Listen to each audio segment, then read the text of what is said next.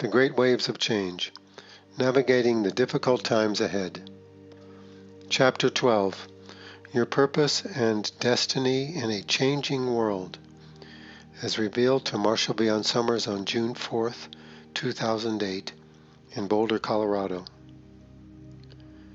In preparing for the great waves and in preparing for the greater community, you are preparing for your true purpose and greater mission in life. These are not merely inconveniences. These are the opportunities that you have been waiting for. For under normal circumstances, you will never find your greater purpose and mission in life. Something extraordinary must happen to call them forth from you, to create a situation where they will be needed and called for. You cannot initiate yourself here. There must be greater forces at work, both on the physical plane and in the spiritual reality as well. So it is no accident that you have been confronted with the reality of the great waves of change, while others remain indifferent or ignorant regarding this. It is no accident that you have come to find this small part of the new message for humanity, for it was arranged to be this way. You have come here as an act of destiny. This is a time of destiny. People may look upon the great waves with horror or with denial, with all kinds of human reactions. They cannot see that what they are really facing is the one thing that will redeem them and give them a greater life, a greater purpose, and a greater contribution. It can take a long time to wait for the great events to call forth this greater purpose from you. And in the interim, you will be attracted to establish your own purposes, to give yourself your own greater purpose, to give yourself to things that please you or excite you or inspire you. In the interim, you may become married, you may have a family, you may fill your life with people, responsibilities, obligations, and so forth. But when the great opportunity comes, it is still your time of calling.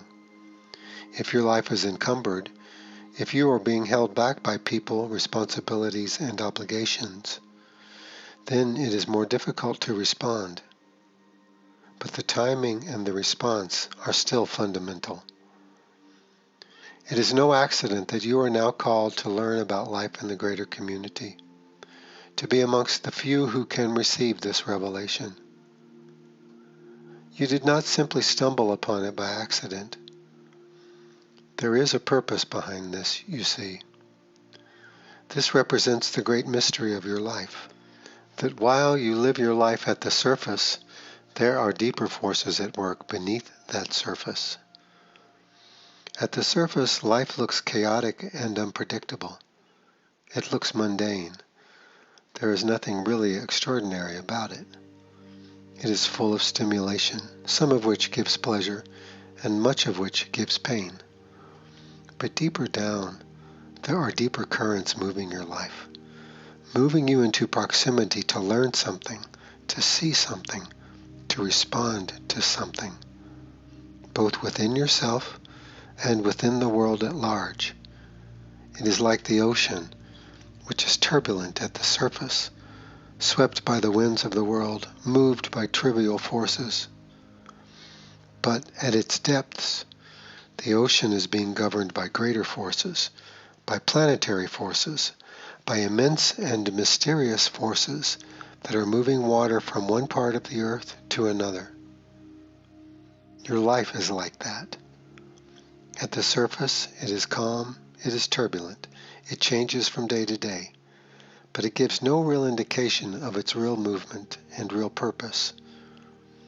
From the surface of the ocean, how can you determine what the great movement of the waters really is? You cannot. You would need to have a greater wisdom, a greater insight of knowledge here to really comprehend the fact that the water of the earth is moving in a conveyor-like manner from one part of the globe to another, something you could not see or understand from the surface. Your life has greater forces within you, forces that are stimulated by powers within the world and beyond the world, within the physical reality and beyond the physical reality. You have a purpose here, and it is related to the time in which you live and the events to come. If everyone left it up to themselves to design a higher purpose, you would have a world full of musicians, poets, gardeners, therapists, and so forth. It would be extremely passive. It would not be vital at all. It would not have any meaning. So your greater purpose is really beyond these things. It is only the rare and exceptional person who is destined to become a great artist or musician, or a great athlete, or an expert in a particular field. And these things are revealed to them as they go along. But for most people, the mystery remains, and from the surface of their lives they cannot discern it, its meaning, its purpose, or its direction.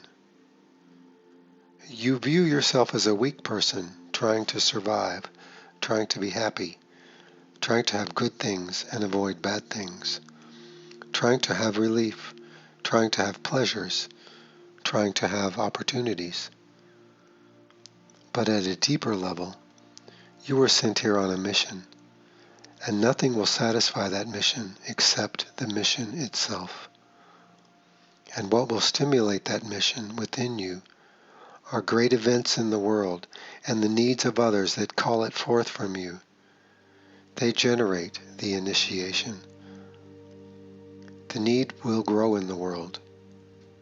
The human family will come under greater duress. The calling will sound forth for many people to awaken from their sleep and their dreams of self-fulfillment, called into action, and with it a deeper memory and sense of responsibility to the world. From the surface, you cannot see this. It sounds fantastic.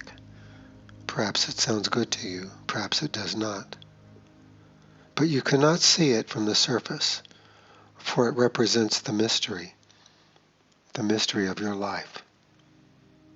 Everything you do to try to be happy and to satisfy yourself, everything that you do that costs you so much in terms of time and energy and life force, cannot satisfy this deeper need, the need of the soul to discover your greater calling in life, to respond to it, to prepare for it, to be initiated into it, and to serve it in the changing circumstances of your life. Precisely when and how things will take place remain part of the mystery, for there are so many things that can change the opportunities or the timing of things. That is why making predictions is counterproductive. The future is always changing and shifting, and the outcome can take many appearances, but the direction is clear. Therefore, you are not learning about the great waves of change just to run away somewhere and be safe. You are not having this being revealed to you simply so that you can fortify yourself. It really represents a greater calling. The different levels and kinds of service are countless. You do not yet know. You can only go towards something that calls to you, that is genuine. You must leave the definitions open. Do not come to conclusions. Do not proclaim a role or a title for yourself. That is always premature and is foolish. The great waves will show you where you must go, how you must be, whom you must meet, and how you must learn to respond to life. They will show you how to mature and how to become one person with one reference point within yourself, with one great focus and orientation, instead of a diffracted personality with many voices, with many directions, with all kinds of conflicts and opposition within yourself. You will never know your deeper nature by studying your personality or your personal history. It must be revealed to you through a greater experience and a greater involvement in the world. Therefore, the correct and best approach is to put yourself in the position of being a learner, being a student, not making assumptions, not making proclamations, not living in definitions, but leaving the way open, leaving your life unexplained, allowing the mystery to call you and guide you forth. For amidst all of the changing circumstances of your life now, and the great changes that are to come to the world, there is still the mystery, and the mystery is what will give you clarity and direction. This is the realm where knowledge exists. This is the realm where your spiritual family can communicate to you. This is where you can receive guidance. This is where you can do things that other people would never do, see things that other people would never see, and hear things that people would never hear, things that are important for your life and for the well-being of others. Therefore, as you proceed, you must take time for stillness and inner listening. Stillness is learning how to still the mind and to focus the mind so that you can see beyond your thoughts and hear beyond your thoughts. Hear what is there, see what is there, and develop the ability to become objective and look with clarity, without preference or fear. But for most people, this skill is beyond their reach. But you must cultivate it. You cultivate it by carrying out important tasks, and you cultivate it by building a connection to knowledge within yourself. In taking the steps to knowledge, you learn how to still the mind, how to listen within yourself, and how to discern the voice and the movement of knowledge from all the other voices in your mind. The voice of your parents, the voice of your teachers, the voice of your culture, the voice of your friends, the voice of your fear, the voice of your desire, the voice of your self-doubt, the voice of your self-criticism, all these other voices that reside within you. And then there is knowledge. The only way you can have confidence that what you are hearing and feeling is true is by building this connection and learning to discern the presence of knowledge and the movement of knowledge from all the other compulsions, all the other fantasies and ideas in your mind. Steps to knowledge will teach you how to do this, and it will give you a great advantage. Because you are entering very uncertain times, it is important that you learn to live without self-definitions, without trying to control events, and without trying to live in conclusions. Here it will be necessary to live with the questions, the problems for which you do not have a solution, and situations where you will have to work with a problem to learn how to resolve it, to learn how to meet its needs, and so forth. You will have to leave part of your life open and mysterious. The people who cannot do this will not fare well in the face of the great waves of change. They will not see, they will not know, and they will not prepare. When change comes upon them, they will panic and be enraged and terrified. If you are going to enter uncertain times, you must have this opening within yourself, this ability to learn, not for answers or explanations, but to listen, to cultivate the ability to be inner-directed, so when the moment comes when knowledge must speak to you, you will be able to respond, and you will be able to feel the movement of that message moving you. You practice stillness not to get anything, but to learn to be still. You learn to be still so that you can feel and listen. You listen to develop the ability to listen, so that when you are out in life, knowledge within you can speak to you, guide you, and hold you back when that is necessary. You will be dealing with very difficult circumstances and seeing great tribulation in the world as time goes on. How will you maintain your bearings? How will you keep yourself from entering into fear and panic, dread and apprehension? How will you prevent yourself from falling prey to the admonitions and the condemnations of others, which will arise all around you? How will you keep yourself from losing heart, from giving up, from feeling hopeless and defeated? When the rain is falling and the thunder is clashing, How will you be able to maintain clarity of mind and purpose? These are all important questions for you now. They require a deeper connection to knowledge and an openness about your life and about the future. You do not know what is going to happen. You do not know how it is going to turn out. You do not know necessarily who will do well and who will not. You cannot predict it, for you are entering times of great change and uncertainty. How will you know?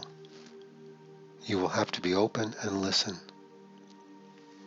This is why the recommendations for living in a great waves world are really only beginning guidelines, because everyone's circumstances will be somewhat different, and everyone has a unique mission and purpose in life to discover and to fulfill.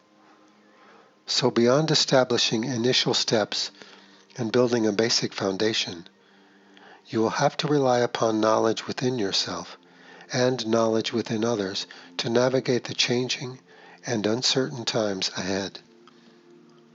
What you are being given here is essential for your success. This is planting seeds of knowledge and wisdom in you, but you must prepare. You must learn the way of knowledge. You must study the great waves. You must reevaluate your life, your relationships, your activities, your obligations, and everything, and carry out the deep evaluation. You will have to be strong when others are weak. You will have to have faith when others have no faith. You will have to be compassionate in the face of tragedy. You cannot lose yourself now. Before, being true to yourself was an advantage, but not a necessity. Here it will be both.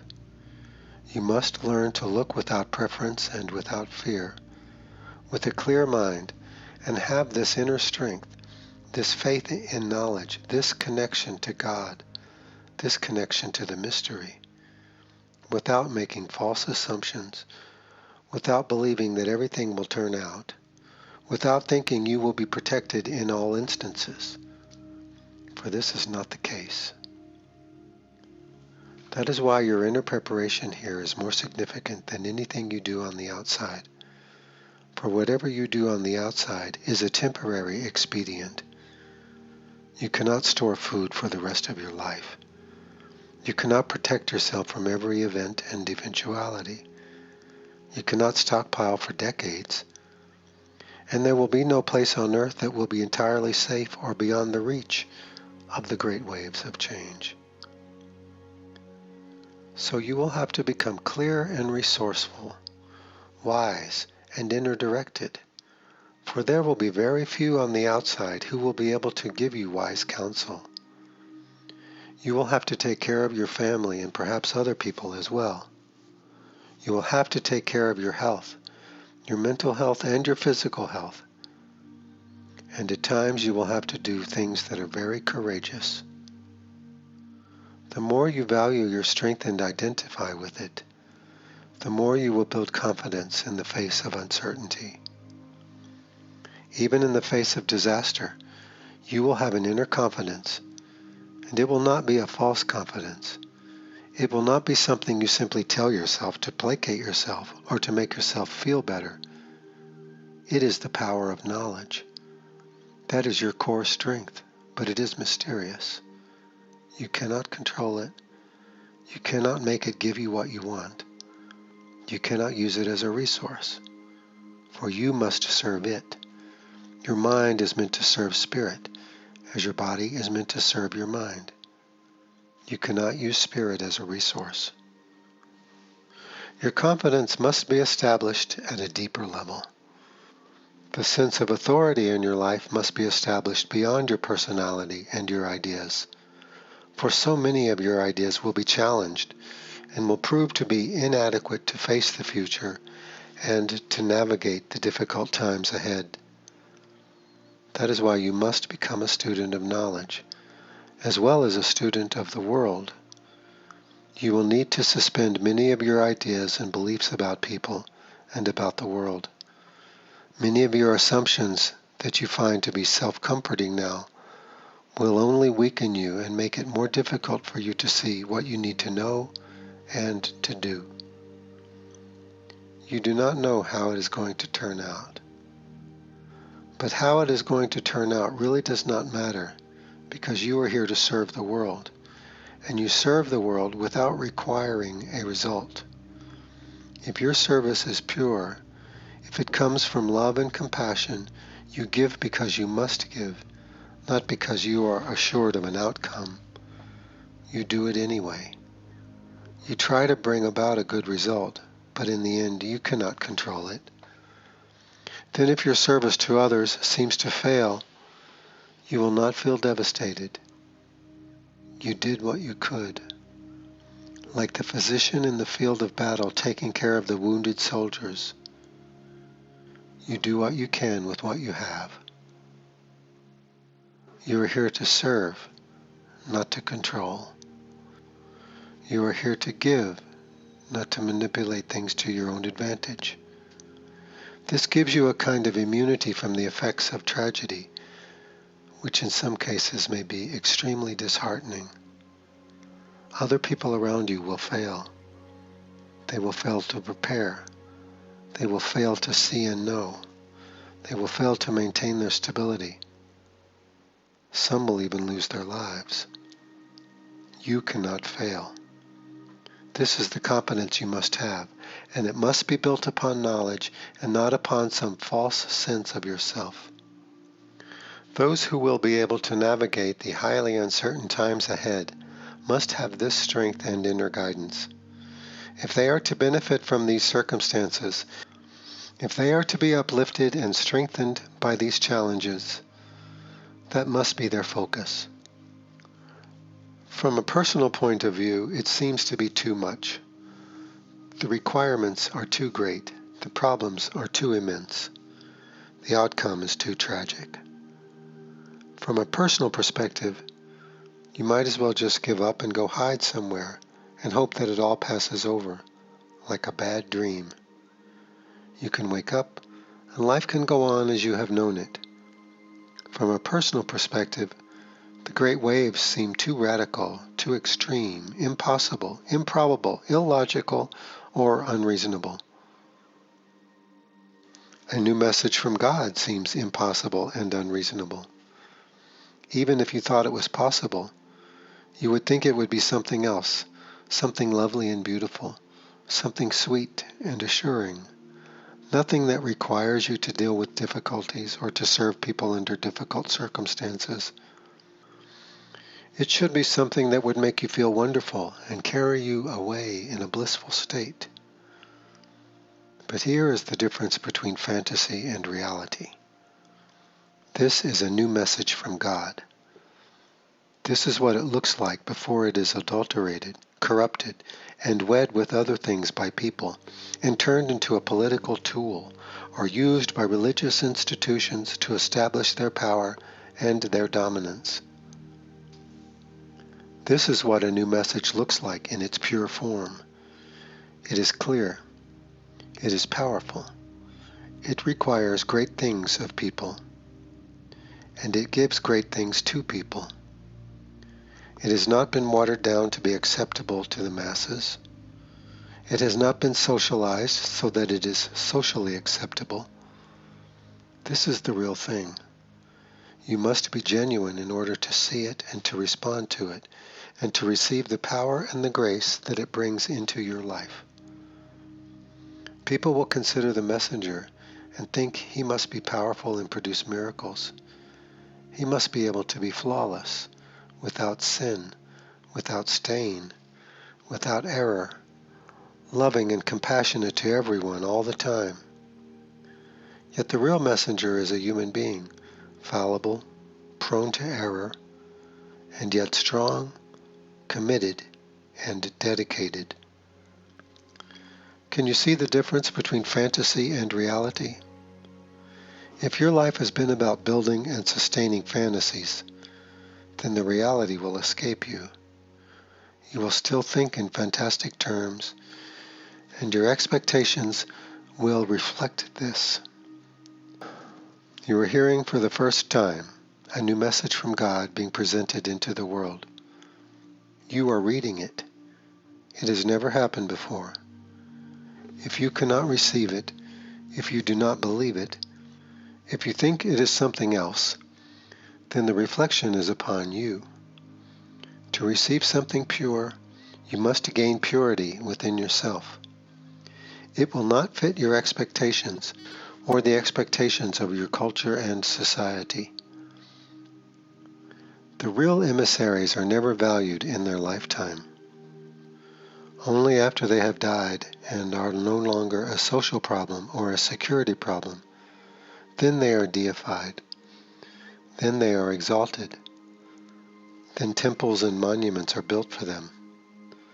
But while they were alive, they were a problem, an irritant, upsetting, disconcerting, talking about things that people had difficulty understanding or facing within themselves, setting a higher standard for life and making everyone feel how pathetically compromised their situation really is. God has a higher regard for you than you have for yourself. Therefore, great things are given you to do, to see, and to know. If you are able to receive this and do this, you will escape your pathetic view of yourself and build a new foundation for relationship with yourself and with others as well. The new message brings with it a warning, a blessing, and a preparation. If you do not recognize the warning, you will not understand the blessing. If you understand the warning and the blessing, you will see the need for the preparation. You will need a way, a method, a pathway to achieve and to gain the very things that are being presented here. In the face of this, you will feel weak and confused. One day you will feel strong. The next day you will feel weak. One day you will feel that your life is blessed. The next day you will feel as if you have been deserted, because that is the surface of your mind. One day calm, next day turbulent. Sometimes viciously whipped up by the winds of the world, never stable. But as you learn to become connected to the power and the movement of knowledge within yourself, this turbulence at the surface will have less and less influence over you and over your thinking and emotions. You will just see it as turbulence at the surface of your mind, and this will give you greater equanimity and objectivity. It is not expected that you will understand the warning completely, because you must keep looking yourself. You must have the comprehension yourself. To simply hear it and believe it will not be enough to stimulate courageous action within you or to evoke wisdom within you. The blessing is that knowledge is within you. It is here to guide you, to protect you, and to lead you to your greater accomplishments in life. It is here to enable you to find the individuals who will represent a higher purpose in your life. It means that God is with you, in you, connected to you, and that humanity has a greater promise within the world and within the greater community of worlds. That is the blessing. And you are destined to have relationships of higher purpose if you can respond to a greater calling in your life, if you can face the reality of your life, and if you can proceed forward step by step. That is the blessing. Yet it requires a very different way of considering yourself, other people, the world, the future, and the past. It requires a tremendous reevaluation, and this takes time. So you will not understand the warning completely. You will not understand the blessing completely.